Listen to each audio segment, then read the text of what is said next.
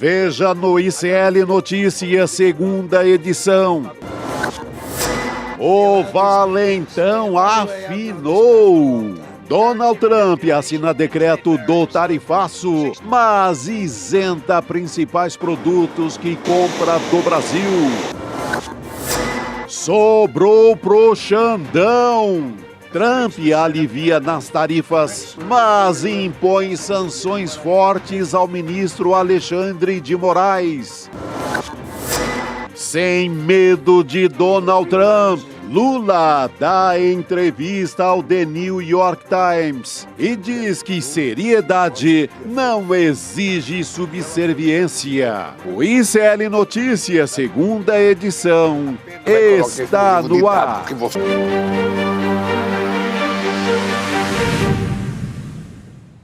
Olá, boa tarde. Seja muito bem-vindo, seja muito bem-vinda. O ICL Notícias segunda edição está no ar e nós estamos ao vivo nos canais do Instituto Conhecimento Liberta, Eduardo Moreira, também no canal da Voz Trabalhadora no YouTube.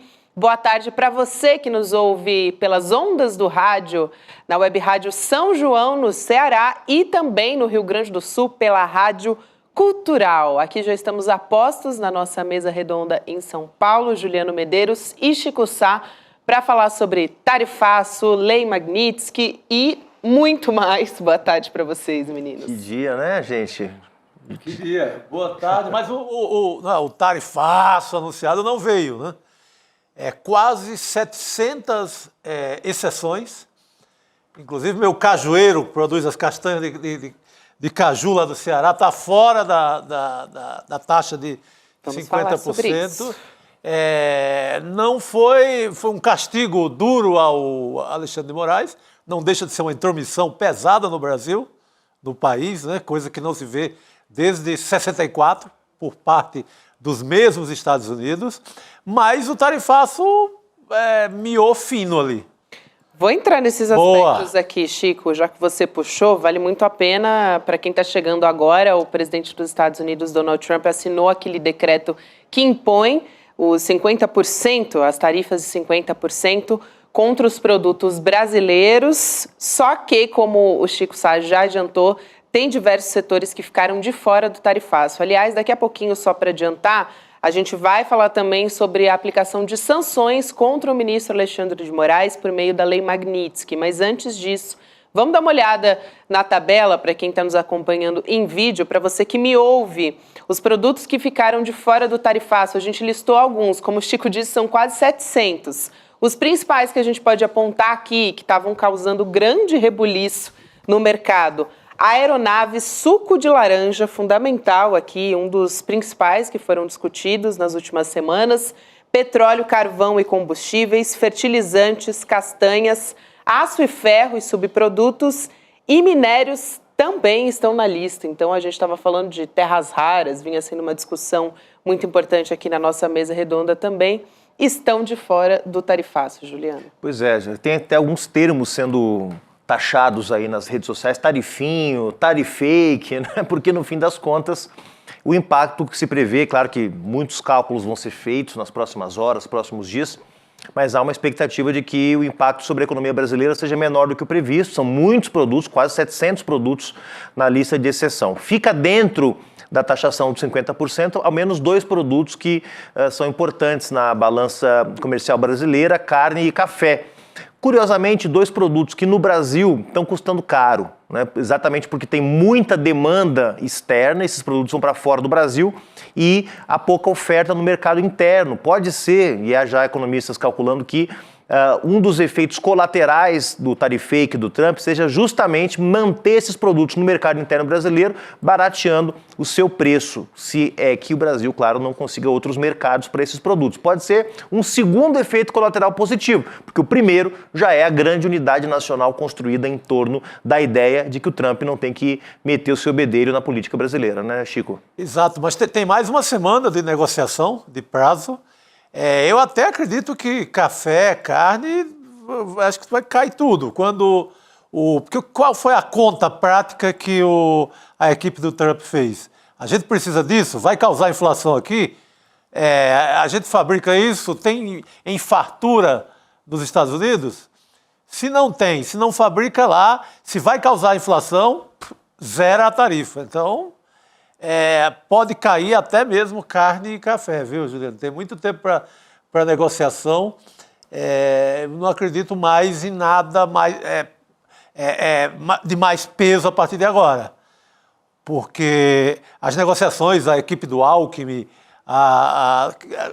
quem partiu para conversar, ganhou. Uhum.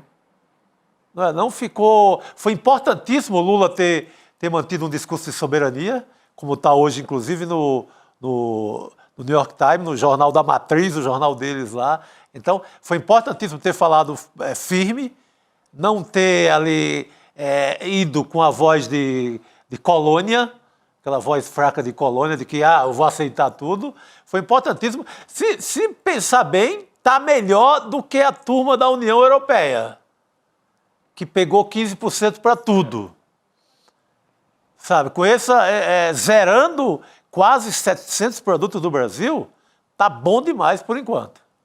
Eu até vou colocar a Heloísa Vilela aqui na nossa roda de conversa. Elo, boa tarde para você. Agora foi adiado para o dia 6, então oficialmente o dia que entra em vigor esse decreto do Donald Trump, então tem um tempo, como o Chico Sá estava falando aqui, tem um tempo para negociação, ainda mais com essas exceções, né? Acho que eu nunca vi nada parecido com isso, quase 700 exceções, é mais exceção do que regra, né? Boa tarde, aliás. Muito mais exceção do que regra. Boa noite, Gabi, Juliano, Chico, ao pessoal que acompanha a gente aqui.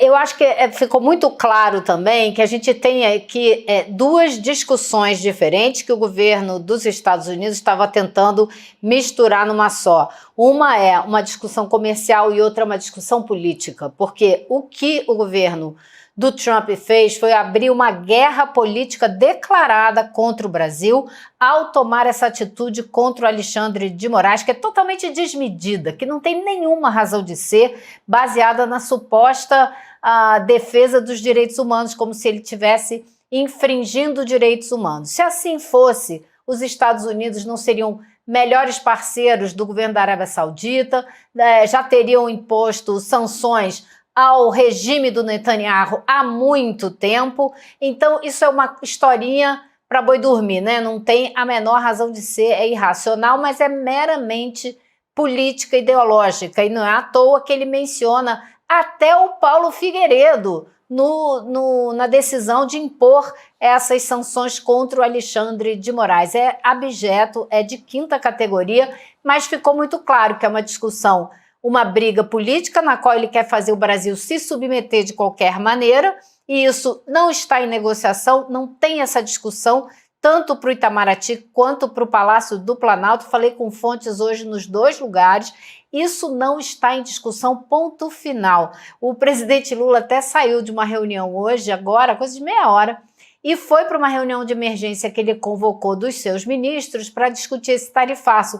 E na saída, antes de ir, ele deu uma rapidíssima declaração, porque ele tinha assinado uma lei da soberania dos animais, defesa dos animais. Ele falou, agora eu vou ali na outra reunião tratar de uma outra soberania que é muito importante para a gente. E acho que foi essa palavra que circulou mais hoje, tanto aqui quanto até nos Estados Unidos, onde muitos americanos hoje leram qual é a posição do governo brasileiro, qual é a posição soberana do presidente brasileiro nas matérias que o New York Times publicou, entrevistas que fez com o presidente Lula. Aliás, Elo, muito bom você chamar a atenção. Também eu fiquei assim, achei esquisito ele citar o Paulo Figueiredo, mas me chamou mais atenção ainda que ele citou o Paulo Figueiredo, o Jair Bolsonaro e o Eduardo. Nada, não foi citado ali nesse decreto do Donald Trump. O Paulo Figueiredo foi sócio das empresas do Trump numa tentativa de construir um Trump Hotel e etc. na Barra da Tijuca, no Rio de Janeiro. Foi um empreendimento falido.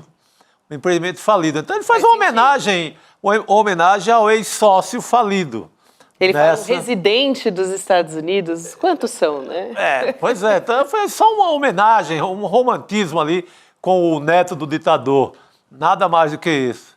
Agora, Elo, quero chamar a atenção aqui também. É muito bom que o presidente Lula está reunido nesse momento. Também informação que a Elo trouxe quentíssima aqui com os ministros. Uma reunião ali de emergência, né? para falar sobre o tarifaço do Trump. E, enfim, a gente tem também aquela outra notícia que, no fim, não tem como não atrelar uma coisa a outra, né? Porque até a nossa manchete aqui, quando você entra no programa, diz aqui que ele foi tchutchuca com o tarifaço, mas foi ali, foi machão, né? Tigrão, exatamente, para usar o meme corretamente, foi tigrão na política. Ele foi tigrão com o ministro Alexandre de Moraes. Isso porque hoje a gente teve aquela decisão dos Estados Unidos de aplicar a lei Magnitsky contra o Alexandre de Moraes. Então, a gente explicando aqui um pouco, né, do que ela permite, é que os Estados Unidos imponham sanções econômicas a acusados de corrupção ou graves violações de direitos humanos. Essa é a manchete que está no nosso site agora.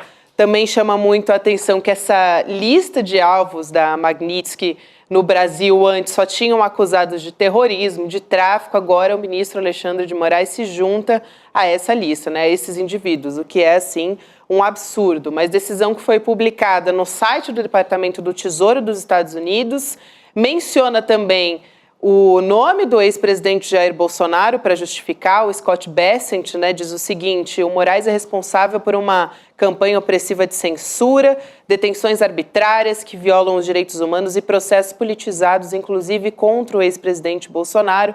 E aí depois ele usa ali numa outra moeda a defesa dos Estados Unidos, né? A ação de hoje deixa claro que o Tesouro continuará a responsabilizar aqueles que ameaçam os interesses dos Estados Unidos, a liberdade de nossos cidadãos.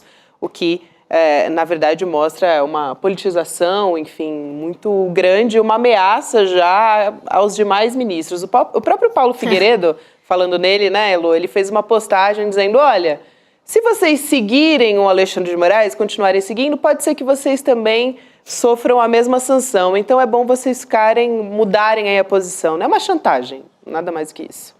É uma chantagem, exatamente. Foi o que uma fonte do Itamaraty falou para mim. Bom, o pessoal que teve a tentativa de golpe agora está na tentativa do sequestro. Está tentando sequestrar um país inteiro para tirar uma pessoa da cadeia. E azar da economia, azar dos empregos, azar de tudo. Então, mas eu acho que hoje, posso estar enganada, mas eu acho que hoje houve uma cisão, uma separação dessa guerra política e da guerra comercial, até porque, como vocês estavam falando agora há pouco, a lista do que ficou de fora das taxas é gigantesca, ficou muito mais coisa do lado de fora do que taxada. Eu acho só curioso que, por exemplo, o suco de laranja que saiu da lista, onde é que ia afetar mais? No estado da Flórida, que os compradores de suco de laranja do Brasil lá na Flórida já estavam desesperados, já tinham até entrado com uma ação na justiça. E o Trump não quer perder os votos da Flórida, são 2 estados onde os republicanos têm maioria, são essenciais, é Flórida e Texas. E vem aí as eleições do meio de mandato, né? Então, isso tudo também está em jogo. Agora, chamar Alexandre de Moraes de tirano, de um juiz que usurpa poderes e que está promovendo uma perseguição, assim, é tanta coisa absurda. Colocar o Alexandre de Moraes na mesma lista de pessoas para as quais essa lei foi aplicada, contra a qual essa lei foi aplicada, como líder de gangue do Haiti. Tinha um líder messiânico das Filipinas que estuprava meninas de 11 anos de idade. Assim, eu fico quase sem palavras para descrever o absurdo do que o governo americano está fazendo, mas é um governo irracional, do qual não se pode esperar nenhuma atitude, ainda mais nessa área política e ideológica, né, nenhuma atitude racional. Na área comercial até pode, por conta dos interesses internos dos Estados Unidos. Agora, quem perdeu nessa brincadeira também, além dos produtores de café, né, que vão ser sobretaxados, o consumidor americano vai ter que dar um jeito para pagar, porque vai tomar café assim lá longe, naquele país, mas quem também sofreu foram os calçados. Café, não, nem sempre. Eu acho um nem café sempre. Assim, sou mais o nosso café. Depende, sou mais o nosso. Depende, vou discordar, tem muito café bom lá, muito café bom lá. Mas, calçados, gente, calçados, que é o coração do bolsonarismo aqui no Brasil, né, onde produz calçados. armas, a Taurus, né, que também não se livrou dessas sobretaxas. Então vamos ver como é que isso vai andar, porque tem mais uma semana. Hoje, lá em Washington, o ministro Mauro Vieira esteve com o secretário de Estado Marco Rubio. Daqui a pouquinho, daqui a 15 minutos, ele deve dar uma declaração lá na Embaixada do Brasil em Washington. Então você vê que os bolsonaristas ficaram falando que o Brasil não conversa, que o Brasil não negocia, que o presidente Lula tem que ligar para o Trump, né? Assim, é uma maneira, até a imprensa brasileira, gente, desculpa, tem que dizer, até a imprensa brasileira ficou fazendo esse tipo de pergunta. Mas o presidente Lula não devia ligar para o Trump, como se fosse assim, como se um chefe de Estado pegasse o telefone e ô Trump, vem cá, vamos conversar, então liga, toca, ninguém atende, sabe? Gente, são semanas ou dias de preparativos, de acertar a agenda, de ver que horário que funciona, se pode atender, se não pode atender.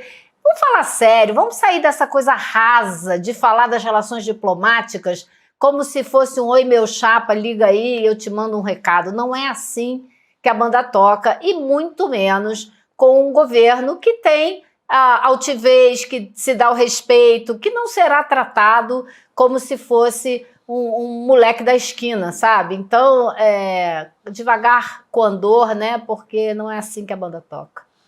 Muito bem, Lu. Você falou da separação, ficou bem evidente mesmo o que é economia, o que pode causar inflação nos Estados Unidos, o que vai deixar nossos consumidores sem um determinado produto. Isso vamos resolver, 0 tarifa. E vamos castigar o Xandão no que a gente tem aqui de lei à mão.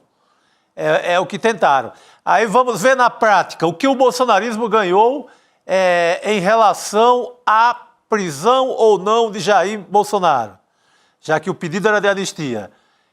Ganhou o equivalente a nada, porque talvez tenha perdido no sentido de que o Alexandre de Moraes é humaníssimo e vai ficar com mais ânimo nessa causa. Tudo que tiver para dormir não será dormido para apressar essa prisão. Não é? Então,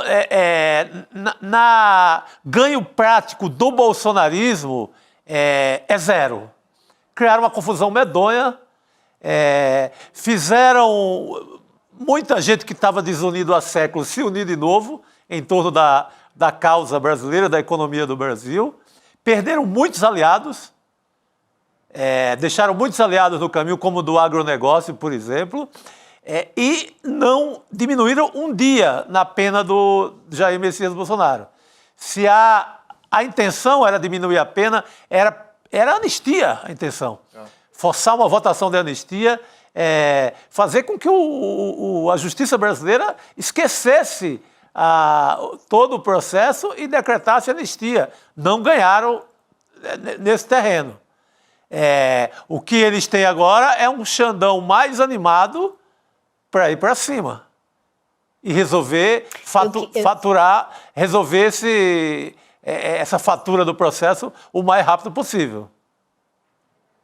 O quanto antes. E agora mesmo é que não dá para mudar nada do que a gente já está vendo que vai acontecer, que é a condenação do Bolsonaro. Imagina se a justiça brasileira vai voltar atrás e dizer, peraí, melhor a gente não condenar ele não, para a gente poder usar o nosso visto para ir nos Estados Unidos, sabe? Mais uma interferência, inclusive, né, Lu, nesse processo, que é a aplicação da Lei Magnitsky, que é uma sanção contra o Alexandre de Moraes, até citando ali o Bolsonaro, né? Então é mais uma questão ali que é colocada contra ele. É uma interferência, uma tentativa absurda de interferência em poderes que são independentes, querendo dizer que o executivo vai interferir no judiciário brasileiro. Não vai, não é assim que a coisa funciona. Eu li uma manchete de um artigo que acabou de sair da Maria Luísa Falcão, que é economista da Universidade Federal da Bahia, que me pareceu assim um resumo preciso do que a gente está vivendo. Trump recua, chickens out, que é assim, dá para trás, né?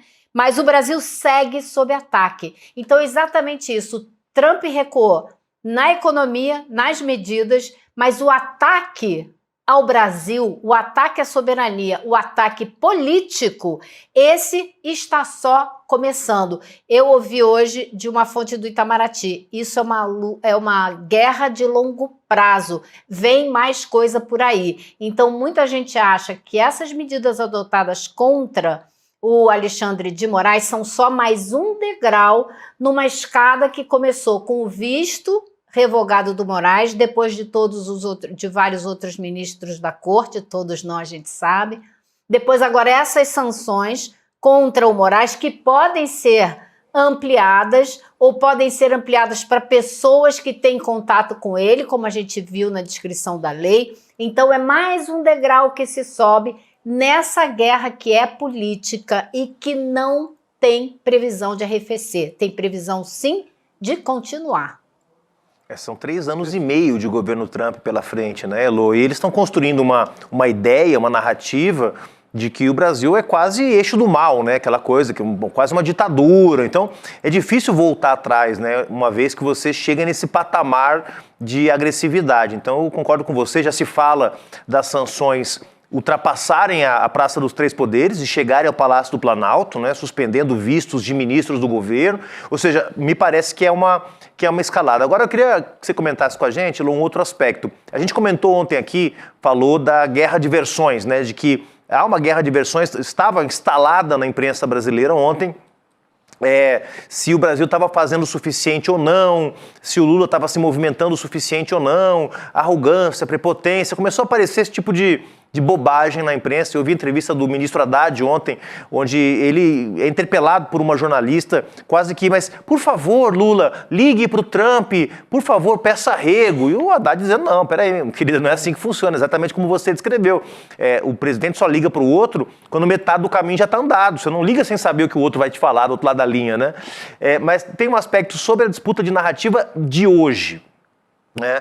Me parece que a disputa vai ser, a partir de agora, o resto da noite, amanhã, os editoriais dos jornais, de um lado, gente dizendo o Trump deu para trás, o Trump arregou. De outro lado, não, os setores empresariais brasileiros que trabalharam muito bem nos bastidores, já começa a ouvir essa narrativa por aí. O Lula não se mexeu, o Alckmin não se mexeu, o Haddad não se mexeu, quem resolveu foram os empresários brasileiros.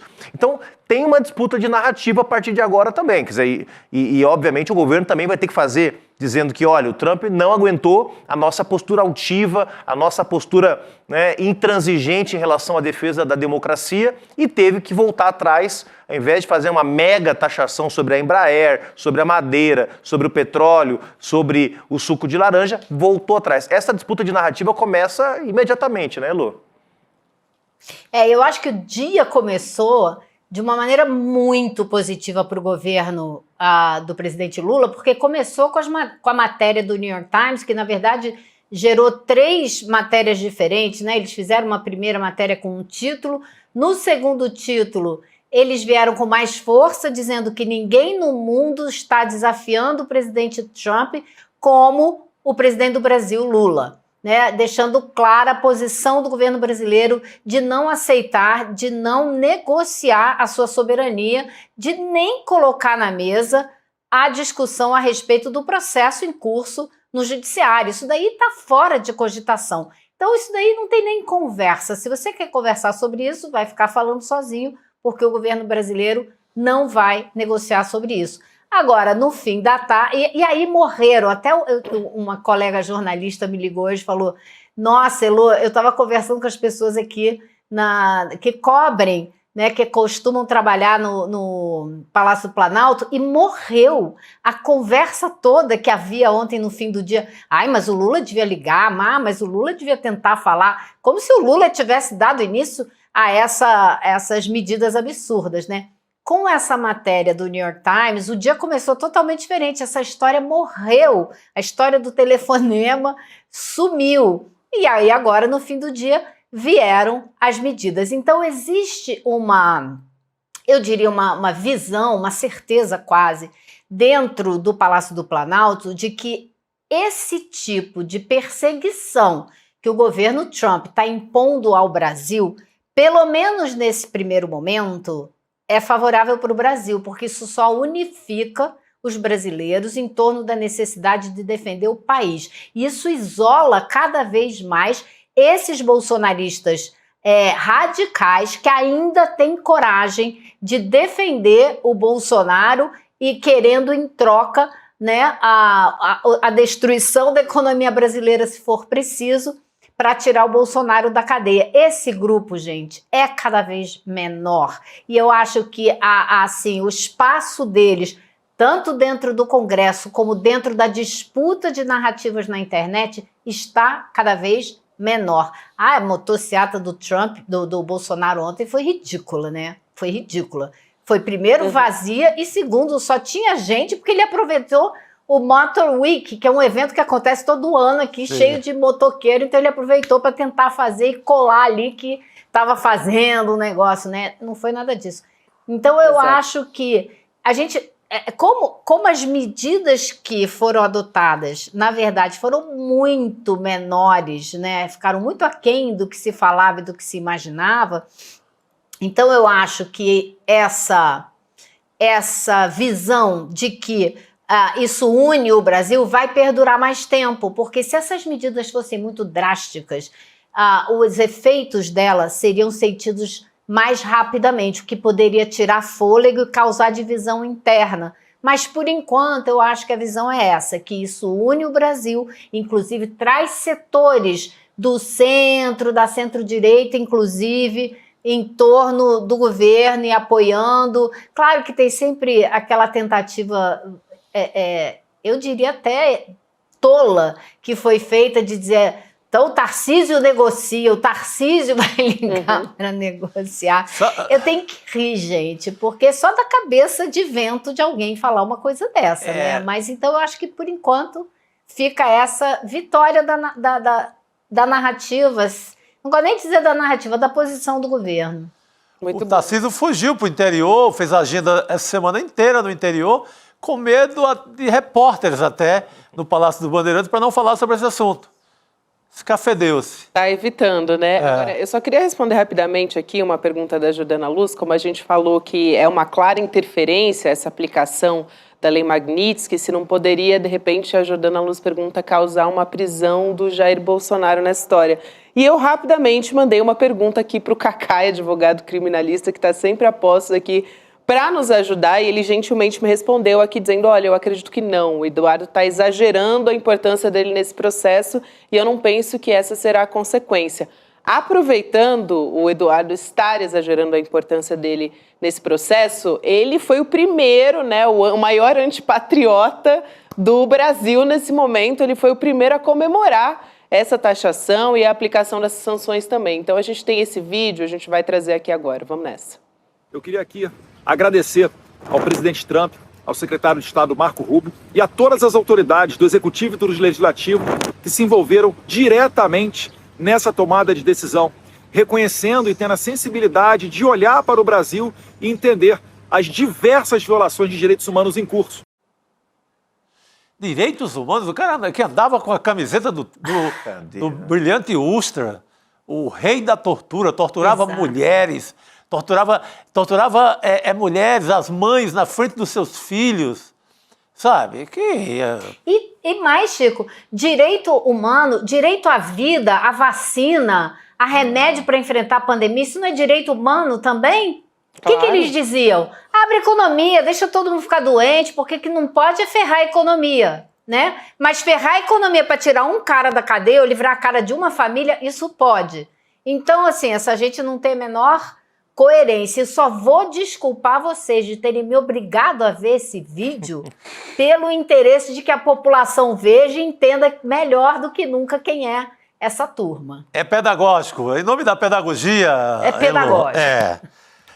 Excelente, Elô. Obrigada por hoje. Qualquer informação, Elô traz pra gente aqui também, porque ela tá com todos os olhos ali em Brasília acompanhando essa reunião também. Valeu, Elô. Obrigada, querida. Um beijo. Tchau, pessoal. Aliás, Elô trouxe essa informação sobre a reunião, né, que está acontecendo com o presidente Lula, junto com os ministros, a respeito disso. Tem também um pronunciamento do Mauro Vieira, que deve vir em breve, depois dessa reunião com o secretário de Estado dos Estados Unidos. E deve vir também amanhã uma resposta do ministro Alexandre de Moraes, viu? Já ele está... Em forma de algema ou em forma de comunicado? Uma resposta... O Corinthians joga hoje. O Corinthians joga hoje. Toda vida que o Corinthians perde, acontece alguma coisa. Então... Ele vai falar amanhã no Supremo Tribunal Federal sobre a aplicação da Lei Magnitsky, a retomada dos trabalhos do Judiciário, então vai ser bastante simbólico esse discurso. Nossa, vai ser uma retomada do Judiciário com toda a força, né? Exatamente. Agora, importante, Gabi, Chico, uma coisa que a Elo falou, só queria comentar, porque, ok, são menos setores taxados do que se esperava, mas vai ter alguns setores taxados e sempre pode ter um impacto, sobretudo no que diz respeito a desemprego, porque pode diminuir o investimento em alguns setores, pode ser que gere mercado interno, enfim, há muitos cálculos a serem feitos. Mas seria sensacional se o presidente Lula saísse dessa reunião com os ministros hoje, anunciando, olha...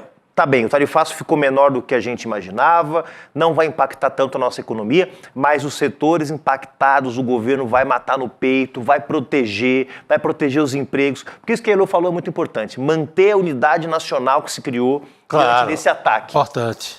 Para não deixar ninguém dizendo, eu fui taxado e o Lula disse que ficou uma taxaçãozinha e eu que me virasse. Não, o presidente Lula dizer não vai ter desemprego no setor do café, não vai ter desemprego no setor da carne, porque o governo vai zerar os impostos internos, vai manter o emprego, quer dizer, manter esse espírito de quem está protegendo o país dessa agressão. Se o presidente Lula pudesse fazer isso depois dessa reunião de ministros, seria sensacional. Olha, Juliana, eu creio que ficou até mais fácil, né? Porque o Haddad estava com um plano, esse mesmo plano para todos os setores.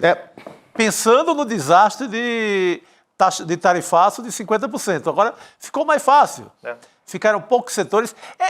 A carne, eu acredito que não vai ficar com essa taxação toda, porque dá emprego nos Estados Unidos. A JBS lá emprega muita gente lá, porque a carne sai daqui quase com a vaca viva, digamos assim. Entendeu? Todo o trabalho com a carne é feito lá. Dá muito emprego aos americanos.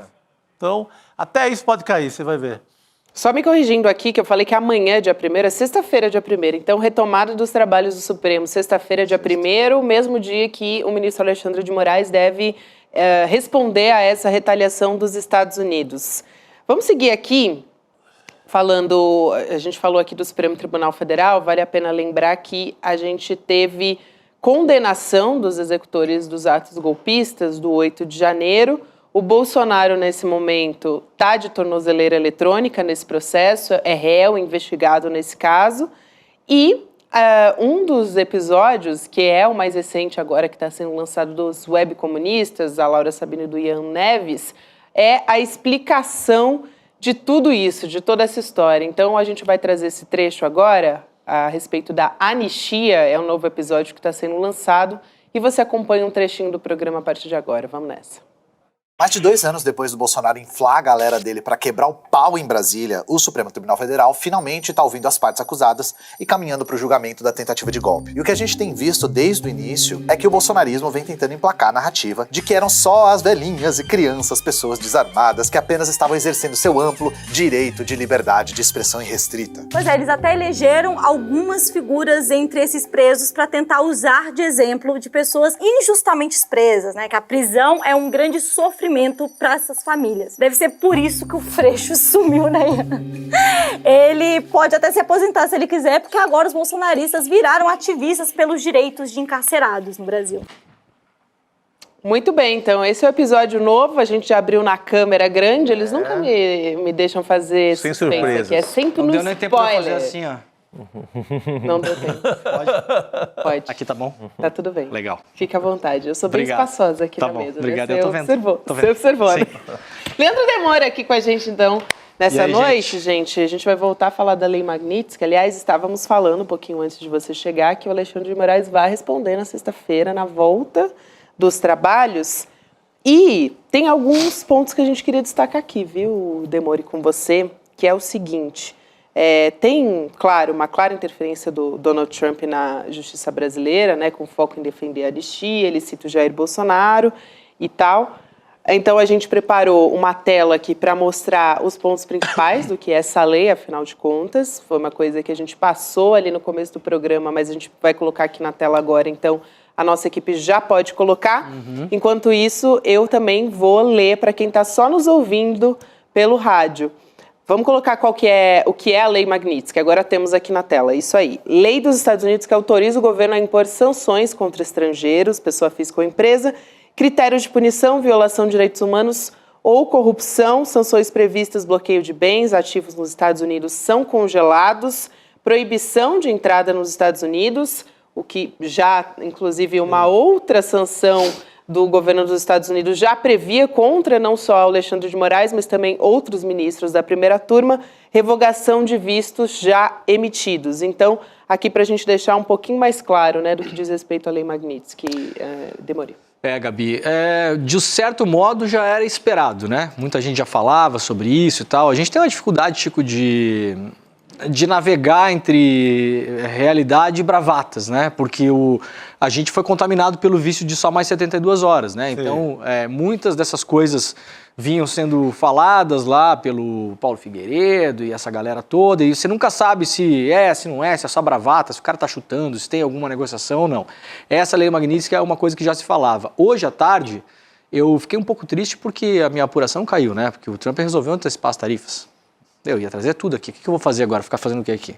É uma loucura. Tinha a lista toda dos 700. Contando piada. Ele antecipou, mas adiou, né? Essa não. Publicou, mas a implementação é só um dia 6. Mas publicou antes. Isso. E aí, o que eu ouvi hoje, a hora que saiu a questão do Moraes, comecei a falar com algumas pessoas, e o sentimento geral no começo é de muita confusão. Estava todo mundo muito confuso, porque não sabe exatamente qual é o impacto disso.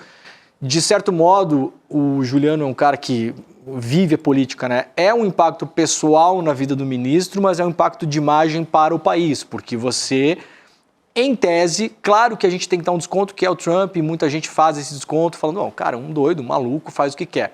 Mas você coloca o país como tendo um ministro da Suprema Corte ao lado do El Chapo, do mafioso da Cosa Nostra, do cara da Al-Qaeda, né? Porque do cara da pedofilia lá da Indonésia, né? Por aí vai. É esse grupo que está ali nessa lista, né? Então, mas ao mesmo tempo, a lista de tarifas, ela deu uma amenizada na coisa. Quase 700 produtos ficaram de fora, né, Chico? São 4 mil produtos tarifáveis. Aí eu estava vindo para cá, Juliano, estava pensando com duas visões, assim. O que a gente conhece e o mundo como se a gente não conhecesse o que a gente conhece. O que eu quero dizer com isso? Se a gente não soubesse de nada sobre tarifas e hoje aparecesse esse anúncio, a gente já está assustado. Porque vamos colocar na mesa, o Brasil ainda é o país taxado de 4 mil produtos menos 700, a gente tem mais ou menos aí 70% dos produtos tarifados com 50%. Ainda é muito ruim, ainda é o pior. Né? Não deixa de ser ruim. Se o Trump não tivesse antecipado que ia tarifar tudo com 50, a gente já está fazendo o programa hoje aqui. Sim. Falar, meu Deus, o que aconteceu? O Brasil, a gente se ferrou nessa história, né? Por outro lado, é um recuo que os negociadores, tanto do MDIC, que eu conversei hoje à tarde, quanto do Itamaraty, um deles até eu tinha encaminhado a mensagem para a nossa produção, eles já tinham falado sobre isso, que o Trump possivelmente faria concessões, né? A palavra que eles usam lá, depois eu cato ela aqui, mas tem uma palavra nas negociações que se faz, né? Ele fará aqui, ó, é possível que faça modulações, né? Então foi o que a fonte me falou hoje, 2h54 da tarde, talvez faça algumas modulações. Quem é essa fonte? E aí... É minha mãe... não. E aí... Só que eu achei interessante isso, Juliano. Ele me falou o seguinte, eu achei que ia estar todo mundo muito apavorado pela questão do Alexandre de Moraes. Essa fonte me diz o seguinte, em todo caso, o mundo não termina e a negociação prosseguirá. Nada impede que se chegue a novos arranjos e ajustes nas próximas semanas. Já estavam esperando, inclusive, que a tarifa não começasse sexta. Então, veja, isso aqui é um pequeno exemplo, Chico, de como as negociações e os negociadores estavam conversando em alguma medida com os Estados Unidos e estavam sabendo de informações e sentindo o que viria. Essa pessoa aqui é um diplomata de altíssimo escalão. Não é alguém que sai chutando coisa. E já falou, olha, acho que vem modulações, o sol nasce amanhã de novo, pode haver mais negociações, não sei se entra na sexta-feira. Acertou tudo, veio modulações, não entra sexta-feira agora. E, gente, conhecendo o Trump como a gente conhece, até o dia 6 vai passar 8 anos. Né? Então, acho que é um pouco nesse momento que a gente parou agora. Exatamente. E talvez, sentindo que tem uma missão cumprida aí, com o bolsonarismo, de ter castigado o Xandão, talvez venha mais alívio ainda para a economia. Possível. Numa separação política da economia. E levar em conta também, né, Chico, que, como o Demore mencionou, você tem em tese 3.300 produtos tarifáveis, mas nem todos o Brasil produz e nem todos o Brasil exporta para lá. O Trump meteu tarifa... Então, só um pouquinho. A nossa pauta de exportação para os Estados Unidos não é esses 3.000 e tantos. Não, 3.000 e tantos são todos os tarifáveis. Perfeito. Então, Claro. o que a gente exporta para lá é muito menos do que isso. É muito menos. Não, lembra que o Trump, Ótima por exemplo, informação. o Trump meteu tarifa para a fábrica de automóveis numa ilha que não fabricava automóveis. Perfeito. Colocou foi nesse tarifas, sentido. lembra que isso virou até meme, Sim, né? isso. Para produção de chips numa ilha que só tinha pinguim. Então, na verdade, eu acho que aquilo que podia realmente significar um impacto importante na economia brasileira foi aquilo que a imprensa deu. Porque, claro, são os setores que têm mais capacidade de fazer barulho. Claro. Suco de laranja, minério, petróleo, A Embraer. carne, Embraer. A Embraer está subindo horrores as ações agora. Não, o Brasil hoje vai fechar com o dólar em baixa e a bolsa em alta. Hoje. Quer Só dizer, a Embraer está puxando se o todos os mercado negócios do Brasil tá feliz, hoje. cara, é porque eles sabem que a perda vai ser menor do que imaginado. Eu falei até hoje à tarde, estava tentando achar alguém, uma fonte de economia, e aí liguei para o Edu Moreira e o Edu falou, olha, a parte da política aí, vocês estão apurando isso aí. Agora, a economia, vou te dar uma dica só. Se o dólar não enlouquecer, é porque o mercado está tranquilo. E quando o Edu falou, quando eu falo mercado, é assim, é a BlackRock, é o Grandes Horowitz, fundos. é os grandes fundos que movimentam trilhões pelo mundo. E essa gente já sabe antes da gente o que vai acontecer, como já vimos com as movimentações do dólar na semana passada. Isso. Ou seja, pode ter gente ganhando muito dinheiro com esse listão hoje. Claro, com certeza. Pega só a Embraer. O cara ficou milionário se ele comprou a ação da Embraer hoje. Nossa. Porque é a ação que mais valorizou no dia inteiro. Tinha que ter comprado ontem, Chico. Poxa vida. Está lá nas vacilão. alturas, elevando o Ibovespa também para as alturas. Só quem comprou aí já ficou milionário. Tem a questão das Big Techs também, que eu acho interessante destacar nessa história do tarifaço, porque a gente observou algumas coisas ali nessa nota que foi bastante política, né, do Donald Trump. E ele cita o Jair Bolsonaro, cita o Paulo Figueiredo, não cita o Eduardo, mas dá para ver muito claramente que o incômodo principal do Trump, e quando ele fala do Alexandre de Moraes, é por conta das Big Techs, são as plataformas. Então, a gente destaca aqui um trecho, a gente vai colocar aqui na tela, não vou ler tudo, só um trechinho aqui, só para a gente ter uma ideia, mas são vários ali pontos que podem ser destacados. Dele dizendo o seguinte: recentemente, membros do governo brasileiro tomaram medidas sem precedentes. Ele até faz algumas confusões, governo brasileiro, Alexandre de Moraes, né, como se fosse tudo a mesma coisa, não é. Mas, enfim, diz o seguinte: coagir de forma tirânica e arbitrária empresas americanas a censurar discursos políticos, remover usuários da plataforma, olha só, entregar dados sensíveis de usuários americanos ou alterar suas políticas de moderação de conteúdo sob penas de multas extraordinárias, processos criminais, congelamentos de ativos ou exclusão completa do mercado brasileiro. Tem outros trechos também, que não dá para destacar todos aqui, mas que dá para perceber. O juiz de Moraes, em outro trecho, ele fala, emitiu unilateralmente centenas de ordens para censurar secretamente seus críticos políticos, ele falando das ações do Alexandre de Moraes a respeito das Big Techs. Todo o discurso do Elon Musk durante o Twitter Files. Exatamente. Palavra por palavra.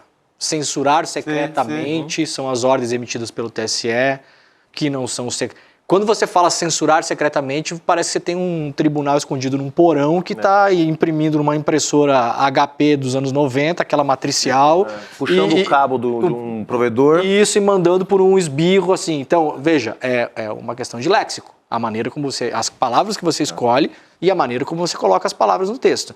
Esse texto, Gabi, enquanto você estava lendo, o léxico do Elon Musk durante o Twitter Files. Dá para ficar muito claro que é idêntico. Copiou e colou. Isso. E tem uma outra coisa que comprova isso também, que é uma apuração do Guilherme Baus da Globo News, que é a negociação do Geraldo Alckmin a respeito da regulamentação das plataformas. Então, tudo isso está sendo colocado na mesa, ele está se reunindo, o vice-presidente, com as plataformas do setor para tentar negociar a regulamentação. O que vai ser discutido exatamente, a gente ainda não sabe, mas ele está estudando até concessão de benefícios fiscais para esse setor. Então, isso é muito importante, no fim das contas, tem mão pesada do Vale do Silício nesse recado do Donald Trump que está sendo colocado nesse documento oficial. E a gente pensando, né, Juliano, na derrubada do PL 2630, onde esses senhores comprovadamente, uma apuração na época do Guilherme Amado, criaram dentro da associação que os reúne no Brasil cards sem assinatura, com notícias falsas, dizendo que se o PL fosse aprovado, as pessoas não iam mais poder fazer citações de trechos da Bíblia, que implicam em violência, não sei o quê. O Amado descobriu que foi criado dentro da associação comandada pelo Google, pela Meta e pelos Big Techs aqui no Brasil. Se o Brasil chegar num ponto de negociar esse tipo de coisa, ou seja, não fazer uma regulação mais apertada, como fizeram a Austrália, Reino Unido, Canadá, União Europeia, e ainda conceder, porque falava-se até ontem, taxar essa gente, ainda conceder benefícios fiscais, é muito possível que o Trump chegue em um dos seus grandes objetivos, que é negociar para essa galera, né? Isso. Um setor que gera pouco emprego no Brasil. Isso. Um setor que não deixa suas riquezas aqui, joga tudo para fora do país, tudo para as matrizes. Quer dizer, não cria infraestrutura. Qual é a vantagem de deixar as Big Techs livres no Brasil? Não faz nenhum sentido isso. Não são setores produtivos que estão aqui. Então, assim, isso é uma palhaçada. Agora, que parte da pressão... Eu tô convencido que não tem nada a ver com o Bolsonaro. Tem a ver com os BRICS. Tudo que está acontecendo tem a ver com os BRICS, tem a ver com enfraquecer. Porque com a China, com a Índia, o Trump tem estratégias muito claras de como agir. Com o Brasil faltava uma estratégia. O que eu vou fazer? Vou tratar o Brasil como se fosse a Venezuela. Um sistema de justiça corrompido, um governo autoritário, persegue adversários. Então, ele tem para cada adversário uma estratégia diferente. Para o Brasil é isso, é tentar criar um ambiente de isolamento internacional, que não vai funcionar, mas é a tática que ele tem. E no fim do dia, se ele ganhar um pouco mais de isolamento internacional do Brasil e algum nível de vantagem para essas corporações que financiaram a sua campanha, lucro. Exatamente. Lucro. Eu acho que isso fica muito claro, eu já tinha sinalizado, na verdade, outras vezes, mesmo citando Jair Bolsonaro, me parece que é algo ali como uma justificativa política para querer embarcar nesse discurso, que é um discurso que a extrema-direita também está tentando unificar. Claro. Né? A própria Carla Zambelli está fazendo isso, que é um discurso de perseguição política para conseguir anistia, asilo político, por aí vai. Né? Gabi, você pensa o seguinte, ó, teve o acordo da União Europeia. Péssimo para a União Europeia. Se você for olhar, eu fiz o exercício de olhar os jornais, os maiores jornais de todos os países no dia seguinte. E tá todo mundo pedindo a cabeça da Ursula von der Leyen, para começar. Todo mundo condenou. Todo mundo. E você nota, se você pegar, por exemplo, o caso da Itália, você vai ter o líder do Partito Democrático, o Movimento 5 Stelle e o Matteo Salvini da Lega Nord. Então você pega assim de esquerda, centro-esquerda, centro, todo mundo falando a mesma coisa, defendendo os interesses nacionais. Por que é que o Trump escolheu essa estratégia no Brasil? Porque só aqui tem uma parcela da política que comanda uma parcela da população brasileira de traidores, vagabundos, mercenários, cretinos, criminosos, que o Trump olhou e falou, oba! Lá tem pra nós. Que delícia, deixa essa gente fazer o trabalho sujo. Lá é possível, né? Lá tem esse bando de vagabundo que vai apoiar o que eu preciso. No Canadá ele não achou essa gente, Chico. Lá na Dinamarca, na Noruega, em relação à Groenlândia, ele não achou esse tipo de vagabundo. Nem a extrema-direita da Suécia, que avançou sobre o parlamento, sim. Na questão da Noruega, a extrema-direita da Suécia, que é tipo a nossa aqui, foi pra cima do Trump. Sim. Aqui não. Aqui a gente tem esse bando de vagabundo, de sem vergonha, que o Trump olhou e falou, nossa, mas que beleza, né? E ainda tem o cara enrolado que vai ser preso. Meu Deus, eu vou ficar mostrando a cenourinha pra ele e ele vai ficar correndo atrás. E aí vai levar a carroça pra onde eu quero. E olha, primeiro o seu italiano tá perfeito, o movimento 5 Stelle, é impressionante, é um demore. É que a gente comeu pizza hoje de manhã. Afinal de contas é um demore. Aí já fica fluente. Claro. Mas isso, o Trump vai usar isso em outros países. Na Colômbia, anteontem, houve uma condenação do Álvaro Uribe Vélez, né, ex-presidente da Colômbia, e uma condenação ainda que vai passar por várias instâncias, etc. O que aconteceu? Marco Rubio, Trump, o secretário de Defesa, todo mundo no Trudeau, no X, no Twitter, no diabo que for, falando disso, dizendo, o Marco Rubio é um absurdo, mais uma pessoa que dedicou anos ao seu país. Cara, podiam estar falando do Bolsonaro, dedicou anos ao seu país, uma pessoa séria, uma pessoa íntegra, sendo condenada por um sistema de justiça que não é independente. Eles vão usar o que tiverem. Usaram a Lava Jato 10 anos atrás, né? Mais ou menos 10 anos, começaram a usar a Lava Jato, perseguindo opositores. Não tem mais condições de fazer isso, porque mudou o ambiente político da região.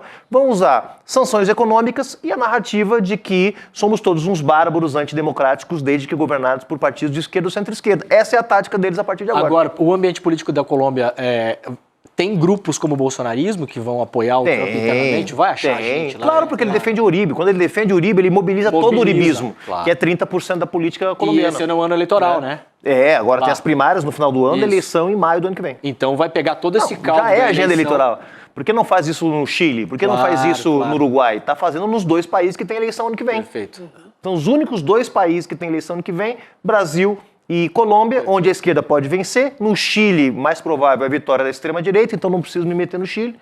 Então vejam como nada é por acaso, né? Nós estamos falando de interesses econômicos, interesses políticos e a velha narrativa de que eles estão aqui para salvar a democracia e os direitos humanos. Muito bom. Até porque é interessante para ele, em certa medida, ter um aliado da extrema-direita nesses países, né? Aqui pensando no nosso país, claro. Jair Bolsonaro ou Eduardo, ou seja, quem for o nome da extrema-direita. E, Gabi, nós estamos falando, como a gente já mencionou aqui, no segundo maior país do hemisfério. Nós estamos falando dos Estados Unidos em termos de riqueza e população, mas o Brasil é o segundo país em população e riqueza no hemisfério ocidental, desse lado do Atlântico, né?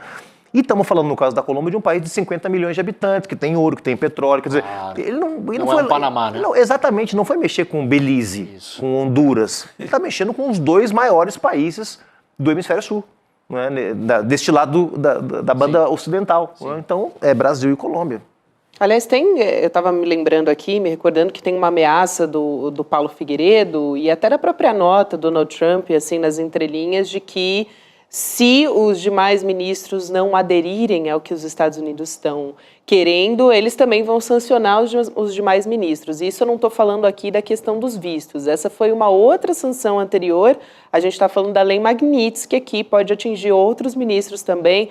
É algo que os Estados Unidos, né, esses agentes estão estudando também para aumentar um pouco, vamos dizer assim, essas sanções aqui contra o Brasil, para continuar querendo dizer que está subindo o tom no âmbito político. Mas a gente pode ter um termômetro, se a gente pegar, por exemplo, o posicionamento do Flávio Dino, né, em apoio ao ministro Alexandre de Moraes. Claro, a gente tem do próprio governo, a Gleisi Hoffmann foi para as redes defender também, mas o Flávio Dino foi o ministro do STF que se posicionou publicamente a respeito disso, né? A gente vai colocar aqui na tela também, para quem me ouve, o ministro Flávio Dino, ele publicou nas redes sociais dele a capa da Constituição brasileira, né, da República Federativa do Brasil, dizendo: minha solidariedade pessoal ao ministro Alexandre de Moraes, ele está apenas fazendo o seu trabalho de modo honesto e dedicado, conforme a Constituição do Brasil. E as suas decisões são julgadas e confirmadas pelo colegiado competente, plenário ou primeira turma do Supremo Tribunal Federal, no caso, por exemplo, do julgamento do 8 de janeiro. É importante ele referendar isso aqui. E aí ele traz uma passagem da Bíblia também, né? Isaías 32. O homem nobre faz planos nobres e, graças aos seus feitos nobres, permanece firme. Também aqui o Flávio Dino publicando ele sempre vem com um versículo ali para jogar ali nos peitos do bolsonarismo, né? Neutralizar um pouco. É uma espécie de ironia, sempre tem uma ironia fina do Flávio Dino. Agora, o Demore, que é um jornalista muito bem informado, aliás, está na lista dos 100 jornalistas mais lembrados pelo público. Viu? Mais amados, não é? Mais lembrados, adorados, desejados. O pessoal não tem desejado. O pessoal não tem nada mais para fazer, né? É você que tem muitas fontes. Se fala de que isso pode escalar. Né? Quer dizer, para além do Supremo, estava brincando aqui antes, para atravessar a Praça dos Três Poderes e chegar ao Palácio. Né? E possivelmente vai. E eu ia te perguntar, você acha que isso tá precificado na estratégia do Trump de chegar no Palácio, nos ministros próximos, de criar uma narrativa, pelo menos na extrema-direita, de que isso aqui é Venezuela? Na semana passada, terça-feira, eu fui convidado por um podcast, o Inteligência Limitada, para entrevistar o Eduardo Bolsonaro e o Paulo Figueiredo. Entrevista de 3 horas e meia, super cansativa mentalmente, inclusive, de falar com essas pessoas, porque não são dadas ao diálogo, né?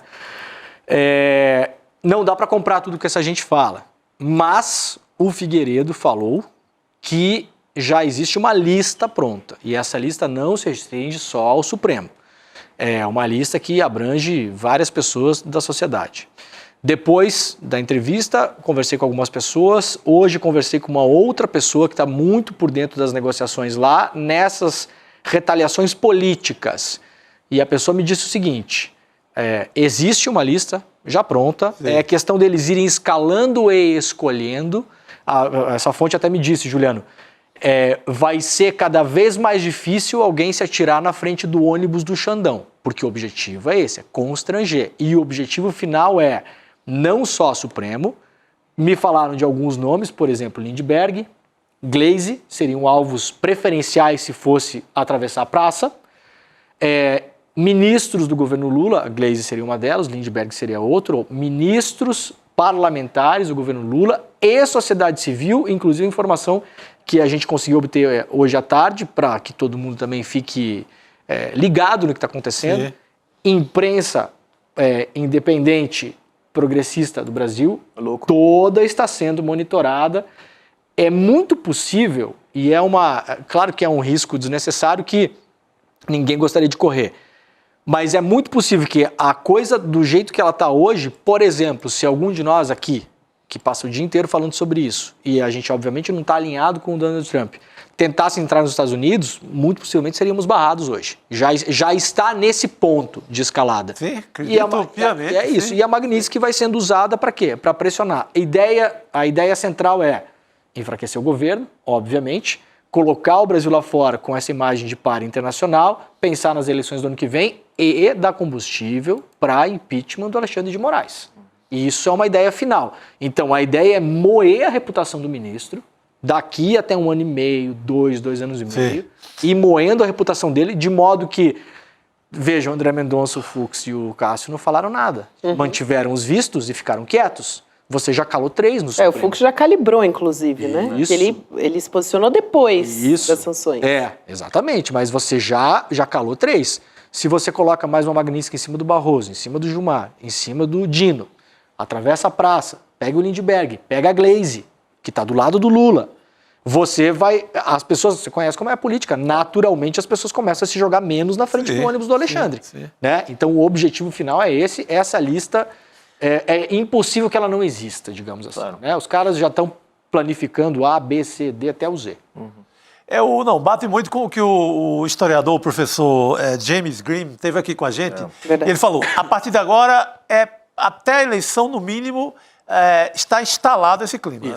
Falando em CIA, a questão política é essa. Acostumem-se com a presença do governo dos Estados Unidos com uma intervenção braba até as eleições, no mínimo. Isso. Na parte política, acho que chegou para valer.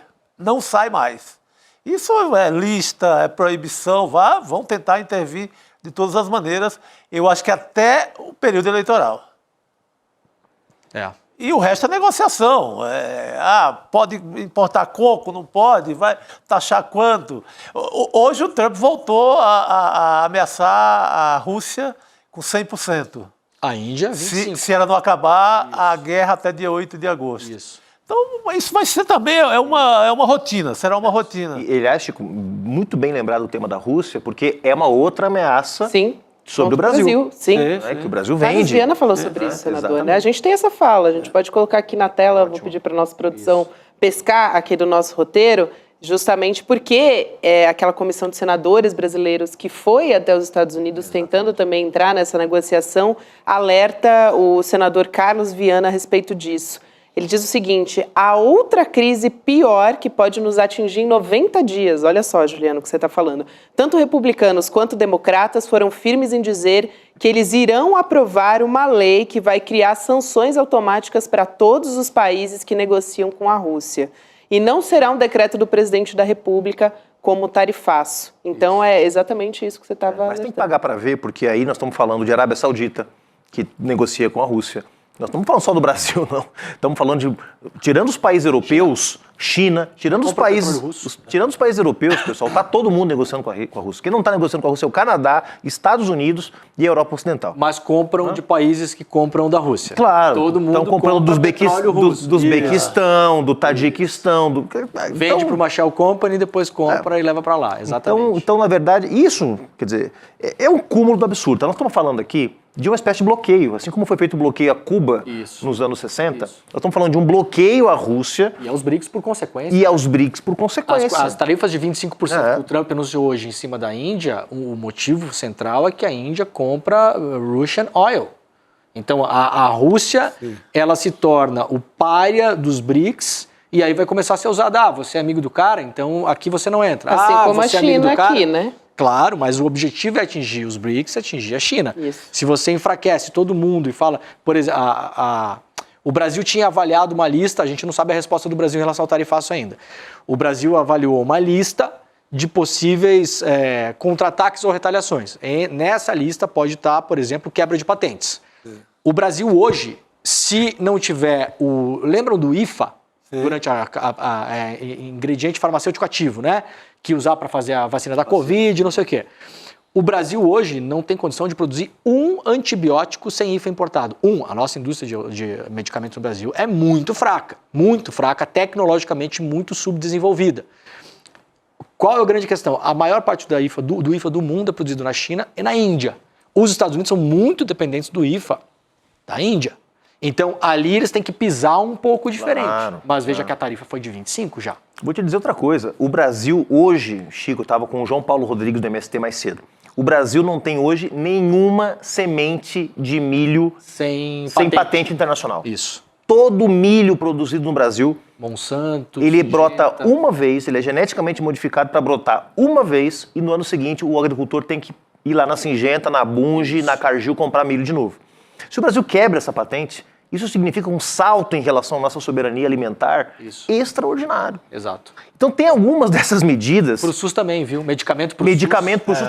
Bilhões que se gastam. Beleza, uma guerra comercial com os Estados Unidos, é óbvio que nós somos o elo fraco dessa guerra. Obviamente, o Brasil, né, por ser um país que exporta commodity, importa tecnologia, vai ser muito afetado. Mas se abrem aí também algumas oportunidades para mudar a relação do comércio com os Estados Unidos e, quem sabe, de fato, ter outras alternativas nas trocas internacionais. Seria sensacional, né? Muito bem, a gente vai voltar a falar sobre isso daqui a pouquinho. Aliás, o professor economista, ex-vice-presidente do Banco Mundial, o Otaviano Canuto, está vindo aqui para conversar com a gente, tirar várias dúvidas. Então, nosso chat que estava mandando algumas perguntas aqui, podem mandar também. Aliás, que parabéns pela entrevista que vocês fizeram ontem com o Aras. Foi muito esclarecedora, né? Demais. Muito eu fiquei mandando para a Gabi, pergunta isso, pergunta aquilo. Porque eram as dúvidas que eu tinha, né? E ele tinha resposta para tudo. Tudo.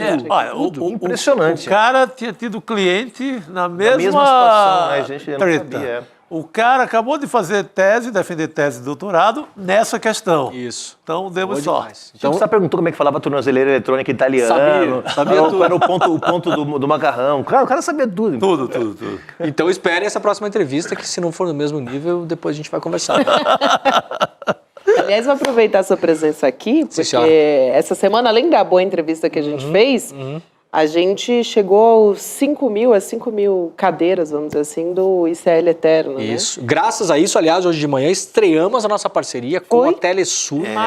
Direto com uma de Gaza, né? Em Gaza, lá dentro. Era um cenário de uma pessoa com um aparelho tecnológico e ao lado parecia a Europa do século XIV. Um negócio chegava a enrolar o cérebro você ver aquilo. Então, graças ao Eterno, a gente já conseguiu colocar a coisa em marcha. E que diferença, né? De quem cobre Gaza de Londres ou de Roma, né? Muito, opa. Vamos falar Pelo de Gaza, amor de Deus. No escritório de Londres. No escritório, lá no ar-condicionado de Londres, falando de Gaza. Pô, isso, não dá, né? Exatamente. Gente, aqui no Brasil, sinceramente, acho que só vi isso aqui no CL, tá? Ninguém tem correspondente dentro de Gaza na imprensa brasileira. Absolutamente ninguém. Isso é uma informação. Não tem. O ICL, na parceria com a Telesur, aliás, um abraço para o Nath, todo o pessoal da Telesur, muito tranquilos eles, muito animados com a parceria, ficaram super felizes que a gente começou a veicular hoje. E a repórter lá dentro mostrando que Israel mentiu que a comida estava entrando, ela está dentro de Gaza e falou não se vê um saco de farinha. Só no dia de hoje, 24 pessoas morrendo de fome. Então, muito importante isso, excelente. O ICL Eterno nos propiciou, viu? Muito bom, Demore. Quer dizer, horrível, mas que bom que a gente tem uma repórter lá para poder trazer as informações para a gente do dia a dia do que está acontecendo em Gaza. Aliás, não só lá, em breve a gente vai ter outras estreias por aqui todo. também. Amanhã teremos repórter no tsunami da Rússia. Olha só. Então, mais uma informação aqui amanhã que o Demore está adiantando pra gente, viu, gente? Eu não sabia disso, não. A gente está arrancando Península aqui na unha. Pô, eu não sou Península de Kamchatka. Kamchatka. Que pronúncia. Isso está perfeito. Mas para comemorar isso, a gente também tem uma aula amanhã. Temos uma aula com o professor Castro Rocha. E Gessé. E com o Gessé também. A gente vai colocar aqui na tela para chamar os inimigos do povo. É o nome da aula. Exato. E Eduardo Moreira que vai conversar com eles. Dá para se inscrever nessa aula em icl.com.br/aula. Amanhã, 8 horas da noite. E a gente vai continuar discutindo quem são os inimigos do povo brasileiro, mas também pela perspectiva olhando para esse conjunto todo do que a gente está conversando aqui, né? Do mundo, dessas medidas do Donald Trump, enfim, tudo isso vai entrar aqui na nossa discussão. Aliás, professor Castro Rocha, especialista em estudar a extrema-direita, esse olhar, ele deu uma aula aqui pra gente que foi incrível, né? A Semente do Caos. Muito bom. A respeito disso. Então, amanhã, ter a oportunidade de ouvir eles três conversando vai ser muito bom. Três cabeças, uma cabeça de economista, uma cabeça de cientista social, que é o Castro Rocha, especializado em extrema-direita, e uma cabeça de cientista social, que é o professor Gessé, especializado em como o povo se vê e se sente no Brasil. Quer dizer, você pega ali uma aula magna, Chico, que se fosse pagar uma fronteira de pensamento, não sei o que, você ia gastar, sei lá, R$3.000 para entrar para ver. Por aí. E a gente vai fazer de graça. É isso. Como sempre. Então é só mais um dessas várias novidades que a gente está trazendo. Amanhã a gente vai trazer essa aula também. Se inscreve aí em icl.com.br/aula, é online, gratuito. Aquele esquema que você já sabe. E a gente vai seguir por aqui. Você vai nos deixar, né, Leandro Demore? Só por enquanto. Vou almoçar. Almoçar. Inter e Fluminense daqui a pouco. Tá ansioso.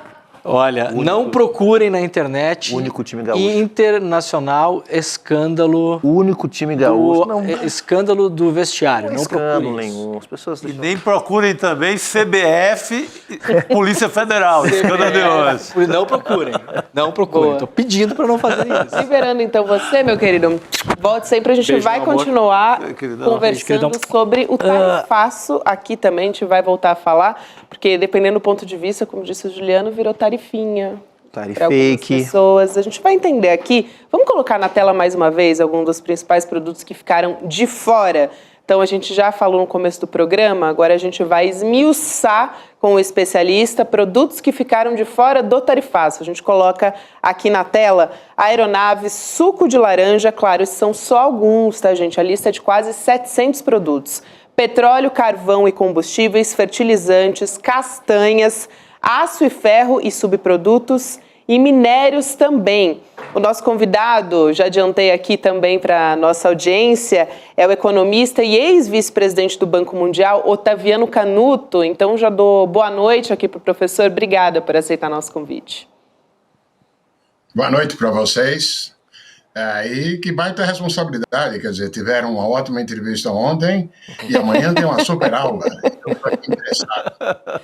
Com certeza, professor, o senhor vai poder ajudar a gente. A primeira pergunta que eu quero te fazer é uma que aqui toda a nossa audiência quer a resposta principal, que é a carne e o café ficaram de fora dessa lista de produtos, né, que estão de fora do tarifaço. Então, são produtos que vão ser taxados. Dá para esperar o escoamento desses produtos para outros países, né, negociações, mas a gente sabe que essas coisas levam tempo, ou vai sobrar produto aqui no nosso mercado interno e os preços para a gente, para os brasileiros, podem ficar mais baixos, mais baratos, professor?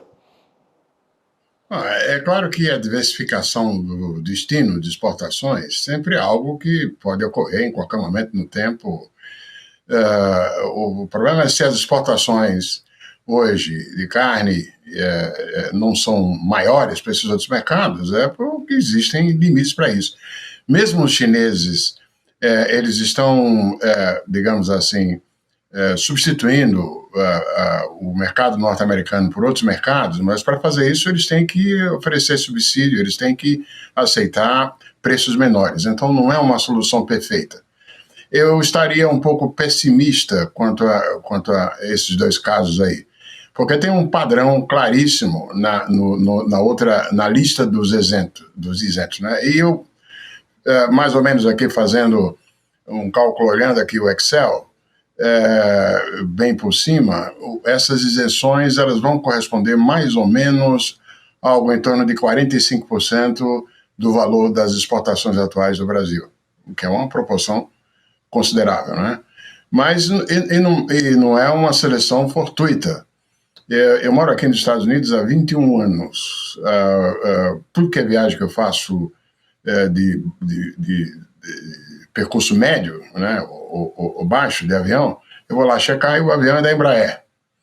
A dependência em termos de frota das empresas de aviação aqui nos Estados Unidos para voos regionais em relação aos produtos da Embraer é muito grande, não tem um concorrente à altura. E o dano em termos de custos que essas empresas de aviação teriam com essas tarifas, porque elas vão precisar continuar comprando aviões, elas precisam repor peças e assim por diante, seria muito grande, né? Isso não é o caso da carne ou mesmo do café. Da mesma maneira, os minerais que foram excluídos, eles também, recebendo o impacto da tarifa, eles não seriam facilmente substituíveis, pelo menos em quantidade, com o de outras áreas do mundo. Então tem um alto interesse do Trump aí, dos Estados Unidos, de minimizar o dano para a própria indústria americana com as isenções que fizeram. Isso não é o caso de carne ou de café. Exato. Aliás, tem uma informação do professor de Relações Internacionais, o Gustavo Podio, que o William De Luca contou para a gente ali na redação, enquanto a gente estava debatendo a pauta, de que 2 safras já estão vendidas, porque o café tem alta demanda no mercado internacional. Então, a gente não deve sentir, né, e aliás, a gente não deve ver um movimento nesse sentido a respeito do café, porque só no ano que vem é que, de fato, o preço a gente pode sentir a variação desse preço, né? Porque, afinal, isso já caminhou, como explicou o professor. Só que também para o professor poder comentar. Não, perfeito. Tem um detalhe também importante levar em conta, que é o seguinte. Com os 50%, indo lá na folhinha de Excel e fazendo uma simulaçãozinha meio superficial, mas mesmo assim um número, se estimava que o efeito total de uma tarifa de 50% sobre tudo levaria a uma queda em termos de PIB brasileiro, algo próximo de 1,8% do PIB, né? Com essas isenções, quer dizer, esse impacto negativo deve cair pela metade. Haverá um impacto negativo sobre o PIB brasileiro através das menores exportações, mas não tão pronunciado quanto que seria se não tivessem as isenções. Você tem também, né, professor Otaviano, o governo do Brasil está reunido agora para anunciar medidas de compensação para essas empresas que não poderão exportar com tarifa zero a partir de agora. Ou seja, seria uma forma de segurar empregos, principalmente segurar empregos, o que talvez recomponha um pouco essa perda do PIB, não é? Sim, até porque, digamos, é uma analogia feita com o que foi feito na época da Covid, né? Sim, perfeito. Tem que ver como é que isso vai ser arrumado fiscalmente, tá certo? Veja, do ponto de vista até de balanço de pagamento, de contas externas, o Brasil está bem, continua razoavelmente seguro, tem reservas, tem uma condição de balanço de pagamento em que o investimento direto externo continuou a ser bem maior do que aquelas necessidades que a gente tem da conta corrente, né, do déficit em conta corrente, não é? E a única fonte de preocupação macroeconômica que se considera é a evolução da dívida pública e assim por diante. Então, espero que isso seja possível de ser feito sem um dano grande sobre as contas públicas. Boa noite, professor Canuto. Antes de deixar um abraço aqui para a nossa audiência de Belém do Pará, que está acompanhando aqui, mandando mensagem e acompanhando atentamente aqui a entrevista do professor. Eu ia comentar justamente, pedir que o senhor também nos falasse sobre o impacto fiscal, porque nós vivemos já há uns 6 meses no Brasil uma verdadeira histeria fiscal em torno da ideia de que há um descontrole das contas públicas. Toda a tensão entre o governo e Câmara dos Deputados nesse primeiro semestre do ano girou em torno desse tema, né? E como o senhor mencionou, as contas públicas do Brasil estão relativamente em ordem, né? Embora houvesse a promessa de déficit zero, que me pareceu um pouco exagerado desde o início, mas o Brasil está com boas reservas, o Brasil está com uma inflação controlada, né? Tem acompanhado com atenção o crescimento da relação dívida-PIB. Agora, já dá para mensurar, eu sei que isso vai depender de muitos cálculos, mas dá para mensurar qual o tamanho do esforço que o Brasil terá que fazer caso queira compensar os setores econômicos para não gerar desemprego, os setores econômicos que serão tarifados, e o resto é o mundo da política, quer dizer, o governo vai ter que construir um entendimento com a Câmara para votar créditos extra, né, ou para estourar o teto, né, o arcabouço fiscal, enfim. Dá para mensurar, professor, o tamanho que isso pode ter nos itens que vão ser taxados caso o governo queira manter todos os empregos? Tá, eu só faria uma pequena ressalva em relação ao que você falou, o seguinte: não há razão para se ter histeria quanto à evolução fiscal, mas na margem ela não é de melhora, ela é de piora. Não é por acaso que o ministro Haddad foi obrigado a buscar formas adicionais de receita, né? A rigor, eu digo para vocês que o ideal seria que o país fizesse uma revisão do que gasta, do gasto público. Porque o gasto público brasileiro, ele foi crescendo ao longo do tempo em um ritmo acima do crescimento potencial do Brasil. Isso é uma história que já vem há 3 décadas. E não necessariamente quando você olha o detalhe, esse gasto público é um gasto que seja justificável, quer por razões sociais, né, ou quer por razões de suporte à atividade produtiva, com gasto em infraestrutura. Nós temos um problema de má qualidade do gasto público brasileiro, isso é inegável. Então, idealmente, seria melhor enfrentar na margem a tendência negativa no lado fiscal via a revisão do gasto, com corte de gasto que não é social e que não é de apoio à produtividade, ao invés de aumentar tributos, tá certo? Então, não sejamos... não há terreno para qualquer histeria, você tem toda a razão, mas na margem não é belo o cenário de caminhada, não, viu? Temos um problema fiscal, sim. Professor... eu não creio que a magnitude desse programa, particularmente agora que a gente terá um escopo menor de setores e, portanto, de firmas para apoiar, que seja algo que venha, digamos assim, a mudar muito o cenário. Mas a questão de fundo não pode ser... nós precisamos olhar no que é que a gente tem gastado, porque, repito, nem tudo que está lá, boa parte dele, não é justificável nem por razões sociais e nem por razões de apoio à produtividade. É muito gasto ruim. Muito, com certeza. Você tem os super salários, por exemplo, que é um tema que o Haddad tem batido. O Haddad tem batido na necessidade do corte nos super salários, professor, mas encontra uma resistência muito forte no Congresso, por exemplo. Mesmo no caso das desonerações fiscais, né? Nem todas elas funcionam. No meu último ano no Banco Mundial, antes de aposentar, eu fui vice-presidente no banco, fui também diretor executivo, estive no Fundo Monetário. O Banco Mundial, na época, fez 2017, 2018, um estudo sobre a despesa pública brasileira, para tentar propor áreas em que esse gasto poderia ser rebaixado, poderia ser contido, sem trazer riscos sociais e sem grandes danos. E foram 3 áreas que foram propostas pelo Banco Mundial.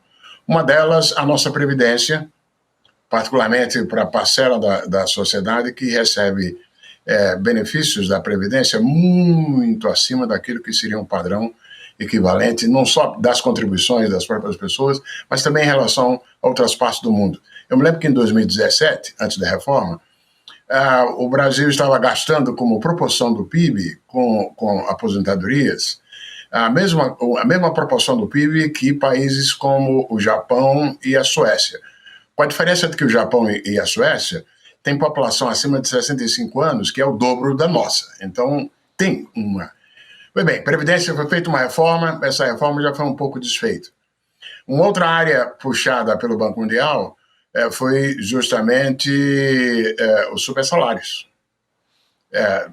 Em várias funções, muito acima daquilo que seria equivalente no setor privado.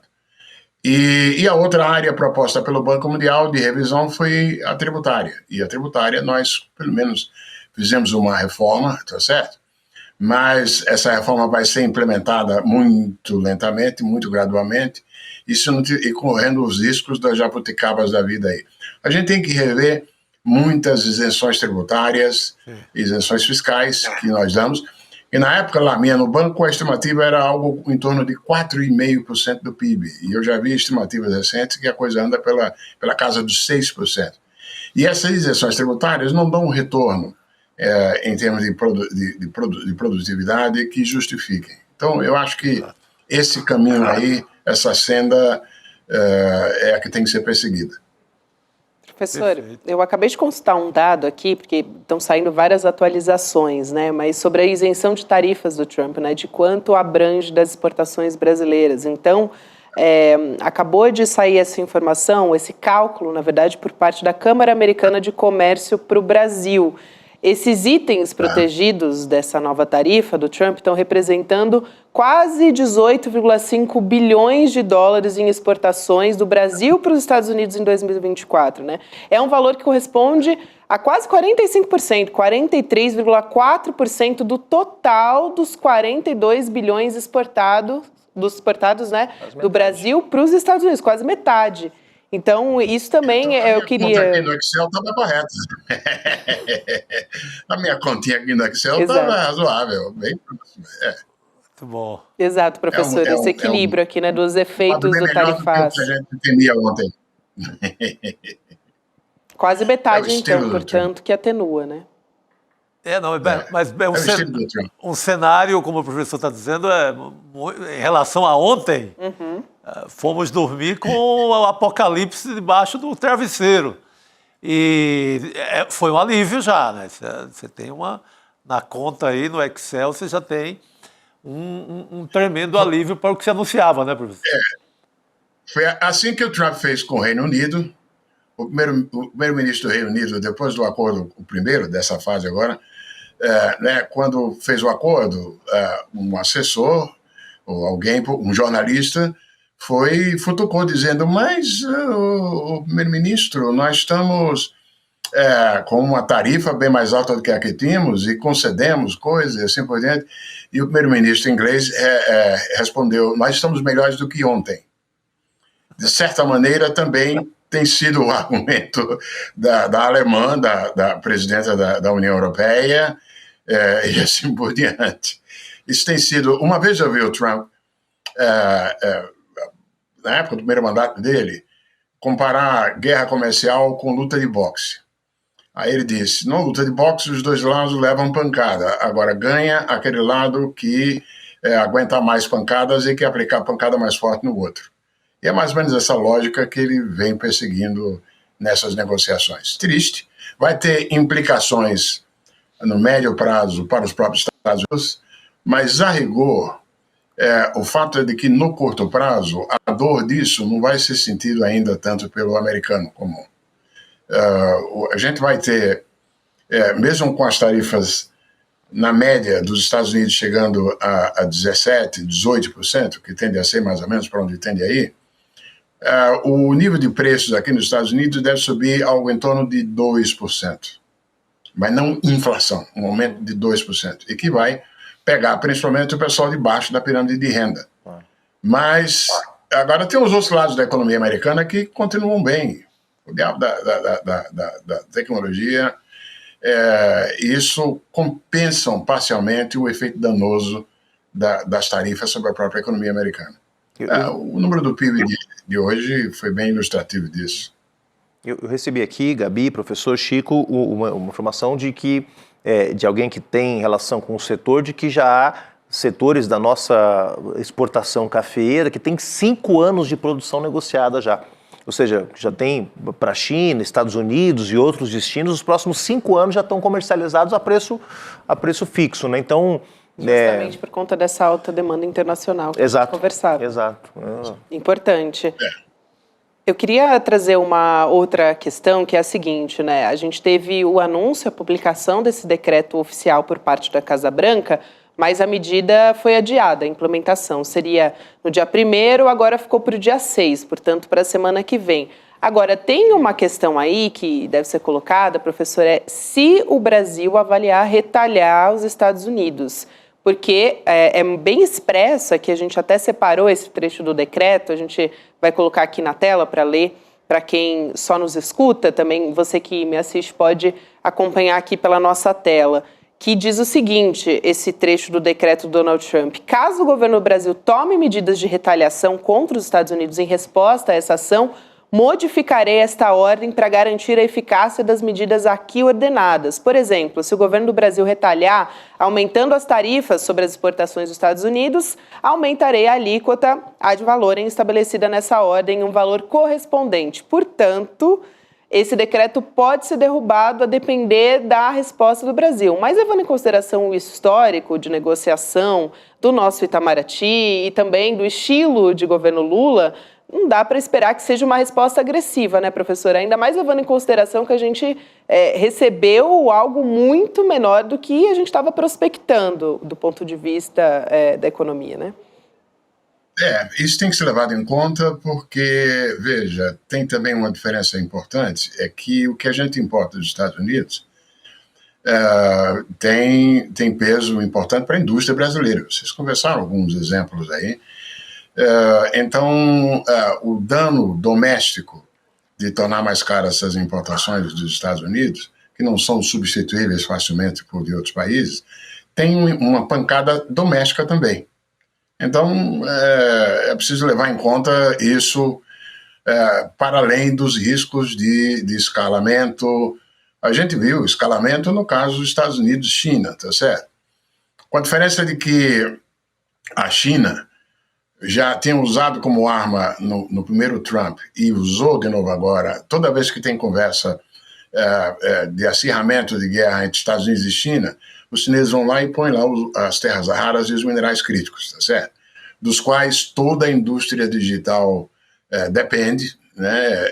E é um ponto fraco de vulnerabilidade que Estados Unidos e Europa têm, porque eles não cuidaram disso. E hoje, enquanto a China concentrou o beneficiamento de recursos minerais críticos no mundo, tem segmentos onde os chineses beneficiam 90% da produção, 80%, e essas coisas são fundamentais para tudo que é produto digital, indo inclusive da defesa ao seu cell phone, aí, ao seu telefone. Então, essa arma os chineses acenam, e não acho fortuito justamente que o Trump, agora mais recentemente, resolveu aliviar as restrições às exportações dos semicondutores avançados, da NVIDIA, em troca de sinais chineses, né? Nós não temos isso.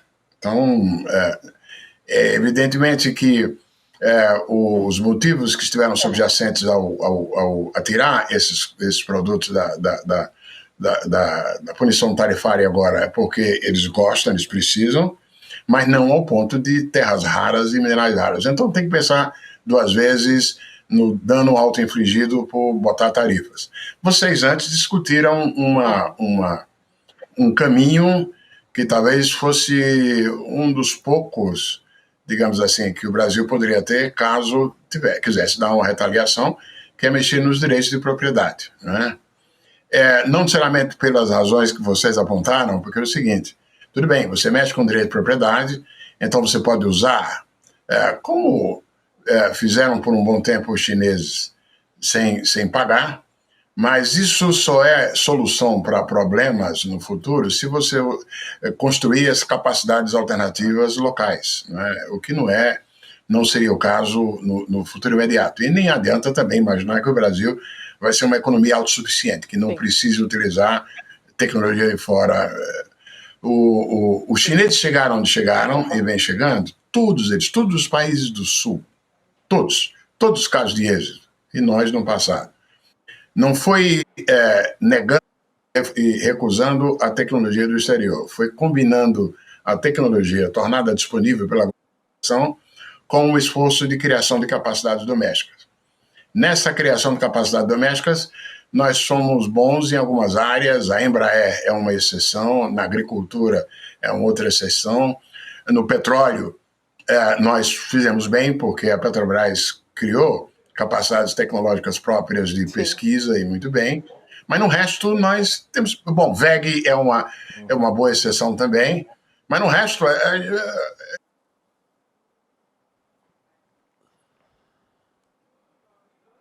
Aqui a gente se vira o tempo inteiro, tá certo? Mas, evidentemente, que se o governo resolver dar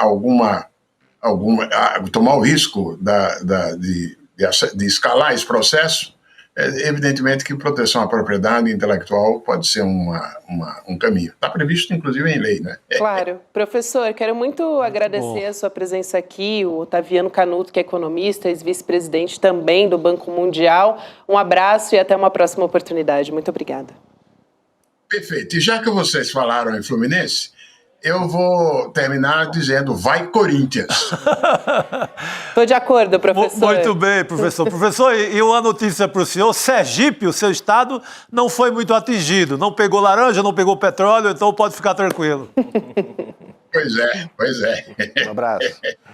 Bom, a gente vai agora ficar com provocação histórica na sequência. Professor Lindener Pareto, vem aí, você acompanha a partir de agora. A gente tem a arte para colocar aqui na tela, pessoal, mas é arquiteto e urbanista Fernando Atic, que você acompanha a partir de agora, História das Cidades e Crônicas das Calçadas. Vamos nessa, então. Boa noite, Juliano, Chico Sá. Amanhã Opa, boa noite. Até amanhã. Duas das aulas de maior sucesso que o ICL trouxe para vocês foram o Plano Secreto da Extrema-Direita, com João César Castro Rocha, e o Pobre de Direita, de Gessé Souza. Imagina os dois juntos? Pois é a surpresa que a gente preparou para vocês no dia 31 de julho, às 8 horas da noite. Os dois vão conversar sobre o que é essa força, né, que tanto nos atrasa, que tanto nos oprime, e que tanto nos ameaça aqui no Brasil. A gente se encontra dia 31. Você sabe qual é a diferença entre informação e conhecimento? Uma informação é um fato dado sobre algo ou alguém. O conhecimento é a capacidade de interpretar e analisar criticamente uma informação.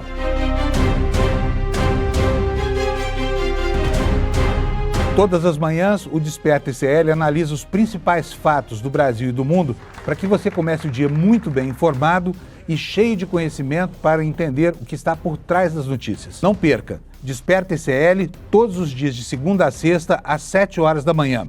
Comigo, Fábio Panunzio. Eu espero você.